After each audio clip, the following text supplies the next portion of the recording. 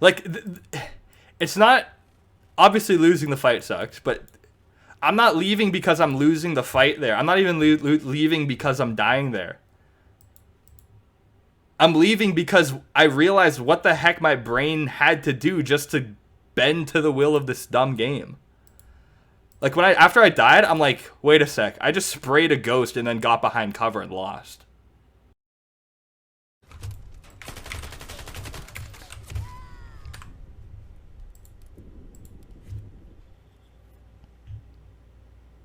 I've never done that before.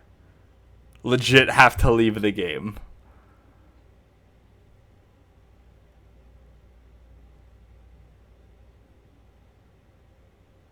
Like, there's been some good fights here, but that's really bad.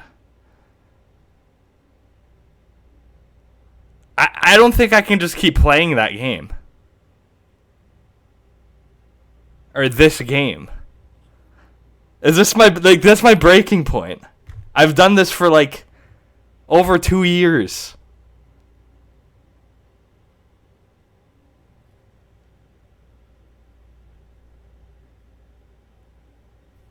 I've legit put up with this for like 2 years.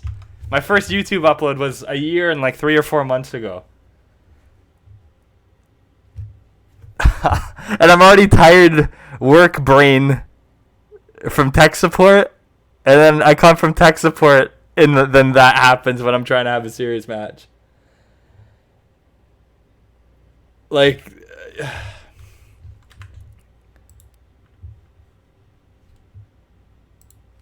I haven't rage quit this game in ever. I've never rage quit this game. I need to see this. Thanks for the clip.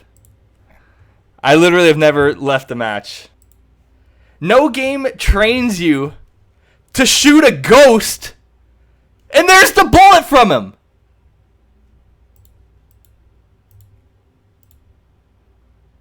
What type of game trains you to shoot a ghost, a peeker advantage ghost, and then die behind cover? I know that's my only chance at hitting him. So I know break that one even slower. So I'm shooting the ghost because that's what I'm trained to do in 2 years of playing this trash game. And then I get hit. What? So was my ghost bullets hitting him?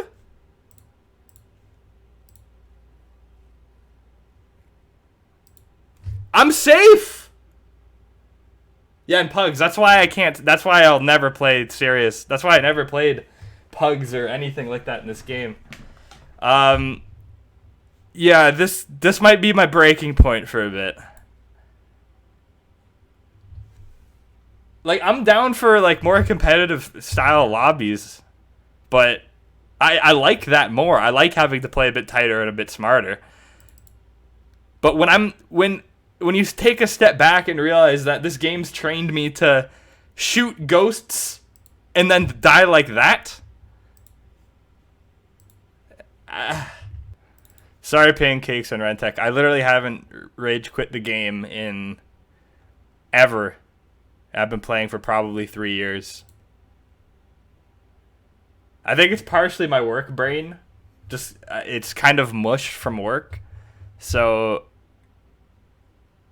I just don't think I can do that with my brain's current state. Maybe if I was like wired up on some coffee and like, you know, get some good tunes going.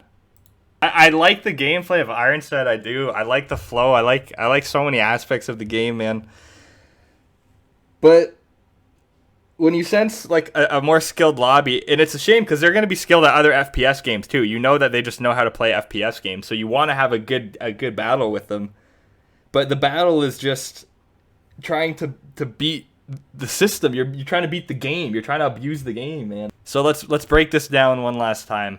I left the game after this. It was a tie game. I shouldn't have left. Sorry, guys. But honestly, my brain from Ironsight is like, okay, shoot the peeker advantage ghost that's trying to walk out. So I do, I'm shooting his ghost because that's how the game trains your brain after trying to figure out, hey, how can I get better at this game? And it determines that shooting the ghost is the way to go. I always try to analyze how to win different situations. I got tagged right there while shooting the ghost, so I got aim punched off to the side, it looks like. I'm like, okay, crap, I got hit by a ghost, so let's go get cover, because if I keep shooting the ghost, odds are I'm dead.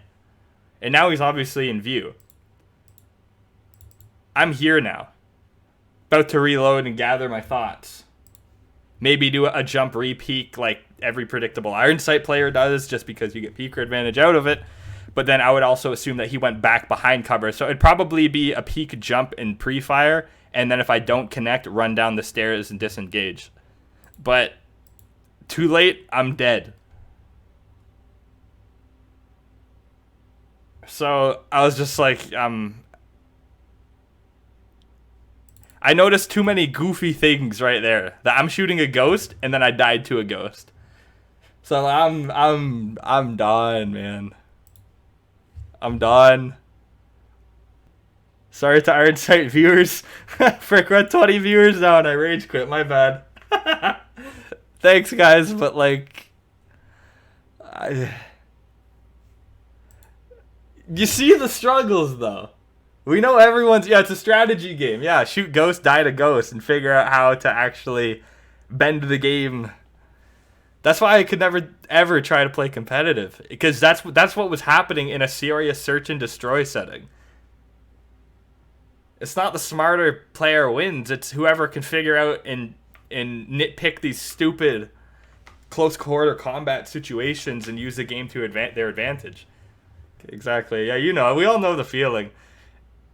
Especially like those of us that have been playing FPS games for so long and who actually like actively, you know, try to get better. Like if I suck, I want to figure it out. That's part of the fun. I hopped on iRacing, I sucked. I was getting passed by everybody, and I started figuring out in that learning process. There's gaming in FPS games too. There's stages, newbie, like in weightlifting. There's newbie games where you make progress really fast, then your progress slows down a little bit, and then you kind of start progressing faster again. But then that's what I call a high-level player. And then once you have to get from that high level to that elitists, that's where the hard gap is. So like for me in squatting, I nailed that at 405. I got up to a 225 squat super fast. Getting up to a 315 squat took really long. And then after I started doing over 300 pounds, I actually got up to 400 pounds pretty quick. And then squatting anything beyond 400 pounds, it took years of mental and programming to try to figure out how the heck to get past it. And that's an Ironsight. You're a high level player and you're trying to figure out what the heck are these top guys doing that I'm just not. And that's what Ironsight is. That's what, you know, we're all of us 3+ KD players. That's what we're doing differently. We know how to do that stupid stuff. Frick. Because I'd like to see something else in COD. Like what are they doing differently? Why is Scump such a monster? It's his positioning and his awareness and his map knowledge and all of this. But in Ironsight, it's like we already all have all of that. It's just using the netcode. Like any other game, you analyze the, like, not high level, but the elite level of the game. Like Scump in COD was my example. He's just playing the game differently than other people. In Ironsight, like, it teaches you to just disengage, like, just get out of there, because some situations you just can't win, and it's like, frick, other games I would have had it. Like, we all know, like, how to do well in the game. It's just our tolerance level for, do we actually want to play like that for that long? Yeah, it is, because I like playing more skilled players. I'd rather play more skilled players and get better. That's the only way you get better at a game. But it's like, it's like my peaker advantage demonstration video. You just figure all the little stupid things to do like that, and then that's how you start winning fights. That's why I think Ironsight at the elite levels would be an absolute mess. Like, I know, like, these are all good players. I know Triangle's a really good player. I know Pancake's a good player. I know Pack's a good player. I know we all have good players. But those close quarter combat situations aren't won by smarts or by aim even. It's who can peek out first, and are you overexposing too much by doing that? If not, you can't risk getting peeked at, or you just have to leave the situation to where you can peek out and overexpose because you have other teammates in that lane, and you can overexpose because they'll be there. Like some of these times, someone's on a head glitch with his head's just a P like that, and I'm like, okay, I know with the peeker advantage time that I have when I strafe out, I can line this up and kill him, and I'll do it. He'll be on a head glitch this big. I remember specifically doing it to Bo Jiden.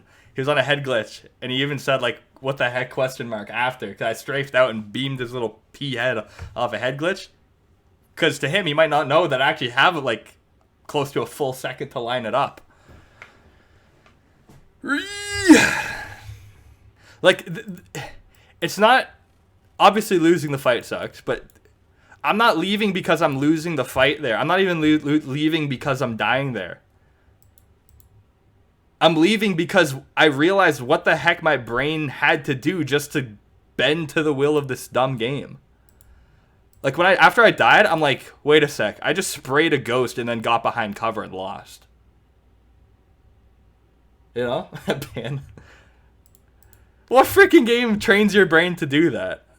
I just shot a ghost, went behind cover, and then lost the situation. Freaking. And that's nothing against Triangle. He won. He did what he needed to do there.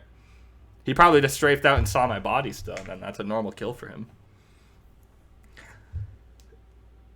Yeah, pre-aiming, yeah, for sure. That's the thing that was getting, like, that's kind of cheese in this game. You can have your gun ready, someone can full sprint the corner, pull up their gun, and then shoot, and still either put you one shot or potentially kill you. Wait, you have Battlefield 4 and installed and ready to go?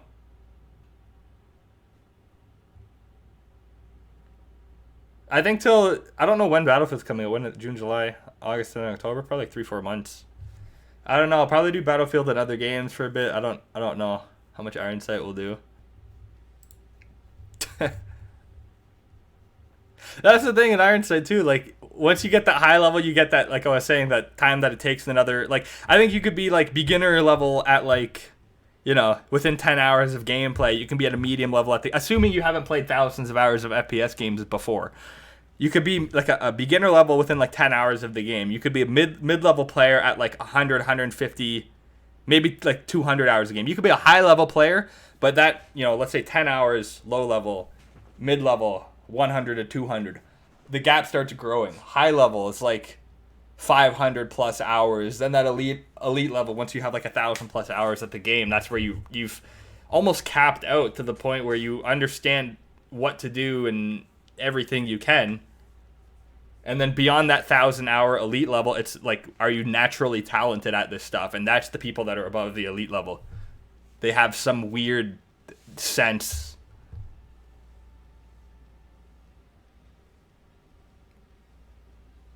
At least that's how I've depicted these things. And that goes for any game. That was how it was with me in Smash too. Like, I knew I had to put in so many hours if I wanted to do well in like a tournament setting